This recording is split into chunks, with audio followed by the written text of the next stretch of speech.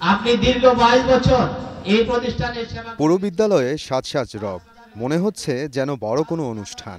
আসলে অবসরে যাওয়া শিক্ষক ও অফিস সহায়ককে বিদায়ী সংবর্ধনা দিতে এ বিশেষ আয়োজন। সোমবার নেত্রকোনা শহরের রাজুরবাজার কলেজিয়েট স্কুলের উদ্যোগে করা হয় ব্যতিক্রমী আয়োজন। বিশাল শামিয়ানা টানিয়ে প্রতিষ্ঠানের প্রতিষ্ঠাতা সহকারী শিক্ষক মাহমুদা বেগম এবং অফিস সহায়ক মোহাম্মদ ওয়ারেস আলীকে বিদায় সংবর্ধনা দেয়া হয়।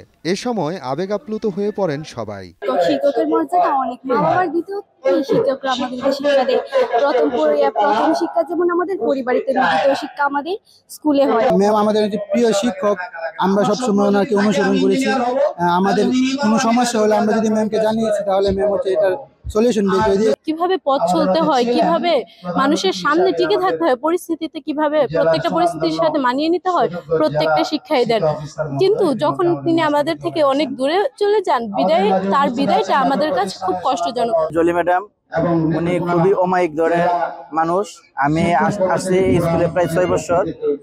আজ পর্যন্ত তার সাথে আমার কোনো কিছু নেই, কর্মে বা চলাফেরা কোনো কিছু নেই, তার সাথে কোনো ধরনের দ্বিধাদ্বন্দ্ব আমার করিনি। এই সম্মান ভোলার মতো নয়।